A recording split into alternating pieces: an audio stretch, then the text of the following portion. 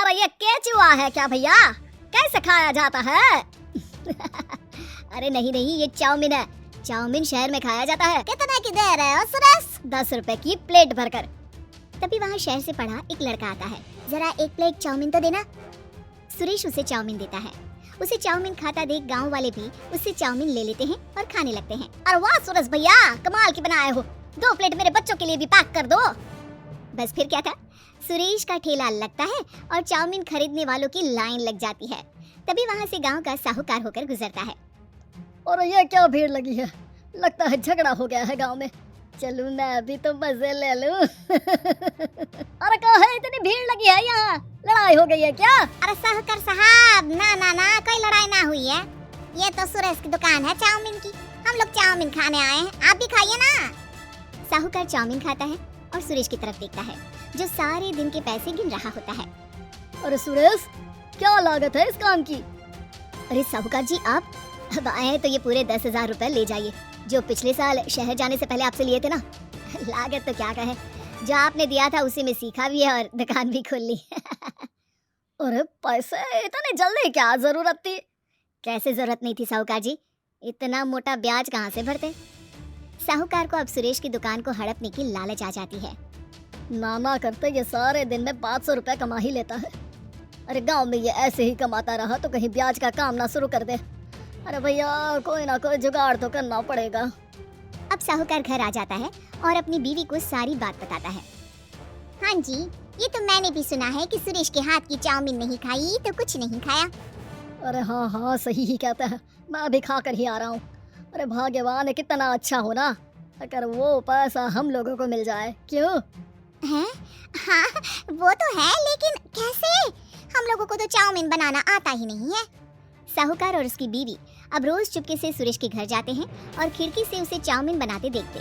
अब क्या था, दोनों को चाउमीन बनाना आ जाता है। फिर एक रोज, और सुरेंद्र, तुझे साहूकारनी ने बुलाया था। बोल रही थी कि बेटे के जन्मदिन में 10 किलो चाउमीन का ऑर्डर देना है। बना दोगे ना? अरे हाँ हाँ साहूकार जी, मैं जरूर बना दूंगा। कब देना है घर में 10 किलो चाउमीन? अरे वो तो तू घर आकर बता कर लेना, मैं नहीं बता पाऊंगा। ठीक है, शाम को काम निपटा कर आ जाता हूँ। सुरेश साहूकार के घर जाता है, लेकिन वहाँ मियाँ बीवी मिलकर उसे बंधक बना लेते हैं। अरे मुझे क्यों बांध रखा है? मुझे छोड़ दो। आज से तेरा ठेला मैं लगाऊंगा और बहुत सारे पैसे कमाऊंगा। साहूकार एक आदमी को सुरेश की निगरानी में लगा देता है और वहाँ से चला जाता है। अरे साहूकार जी, आप कब से चाउमीन बेचने लगे? और अपना ये सुरेश कहाँ गया? अरे वो तो शहर गया है, उसका कोई काम निकल आया था। बोल रहा था कि जब तक वो ना आए तब तक मैं ही उसके ठेले का काम कर दूं। पैसे भी तो बहुत उधार ले रखे थे उसने। लगता है कर्जा भरने के डर से भाग गया है। अरे पर वो तो बोल रहा था कि उसने सारा कर्जा उतार दिया है। और वो क्यों भागेगा? इतना तो कमा रहा था। अरे मुझे क्या पता।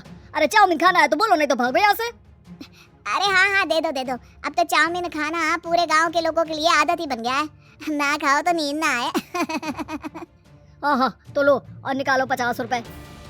50 रुपए क्यों? सुरेंद्र तो 10 रुपए में देता था। अरे वो पागल था, मैं थोड़ी ना हूँ। गांव वाले जिनको चाउमीन की लत लग गई थी वो करते भी क्या, दे दो और ये लो 50 रुपए। लेकिन फिर साहूकार उन लोगों को प्लेट में थोड़ी सी चाउमीन रख देता है। अरे ये क्या, पैसे 5 गुना ज्यादा और चाउमीन बस इतनी सी। अरे साहूकार साहब, भगवान से तो डरो। बस फिर क्या था, साहूकार की मन मर्जी चलने लग जाती है और गांव वाले करते भी क्या। एक रोज, मुझे तो लगता है कि सुरेश को साहूकार ने मार डाला होगा, क्योंकि उसका काम इतना अच्छा चल रहा था। फिर वो क्यों जाता, और वो भी साहूकार के हवाले दुकान करके? ना बाबा ना। भाग्यवान, देखो तो जरा, इस सुरेश भी ना कितना पागल था। जिस काम से वो ज्यादा पैसे बना सकता था उससे इतने कम पैसे छाप रहा था। 50 रुपए प्लेट में भी गाँव वाले खूब खा रहे हैं चाउमीन। हाँ जी, और जितने में वो लोगों को 10 प्लेट खिलाता था। भर भर कर हम लोग उतने में 20 प्लेट बना रहे हैं। क्यों जी? वहीं सुरेश रोज भगवान से मांगता कि बस एक बार वो किसी तरह वहां से निकलने में कामयाब हो जाए, लेकिन उसकी हर कोशिश नाकामयाब होती। फिर एक दिन, अरे भाग्यवान, ऐसा कुछ करो कि चाउमीन बनाने का खर्चा आधा हो जाए, जिससे हम लोगों को और मुनाफा हो। ना जी, मुझे तो कोई तरकीब ना सूझ रही। अरे सुनो, एक काम करते हैं, चाउमीन बनाने में जो सब्जी लगती है वो मंडी में लेने तुम देर रात चली जाना। तब तक वो सारी सड़ी गली सब्जी जो दुकानदार वहीं फेंक जाते हैं वो उठाकर ले आना फ्री में। अरे बाजी वाह, आप तो बहुत समझदार हैं जी। बीवी वैसा ही करती है, लेकिन अब लोग चाउमीन खाते तो मुंह बनाकर। फिर एक बार, अरे राम राम राम, ये पेट में दर्द काहे हो रहा है? आई, आई, आई, आई, आई। हाय रे हाय, मेरा भी पेट दर्द के मारे फटा जा रहा है। सभी को शक हो जाता है कि उन लोगों को चाउमीन खाने से ही ये बीमारी हो गई है। वहीं दूसरी तरफ जो आदमी सुरेश की निगरानी कर रहा था वो सो रहा होता है और मौका देखकर सुरेश वहां से भाग जाता है। सुरेश गांव वालों के पास जाकर उन्हें सब कुछ बता देता है। बस अब क्या था, साहूकार के घर पुलिस पहुंच जाती है। चलो, तुमने गांव के लोगों को खराब सब्जी वाली चाउमीन खिलाकर बीमार किया और सुरेश को बंधक बनाया, तुम्हें इसीलिए हम गिरफ्तार कर रहे हैं। साहूकार को पुलिस ले जाती है और फिर अगले दिन से सुरेश का ठेला गांव के बाजार में लग जाता है, जहां अब पहले से ज्यादा भीड़ होती है।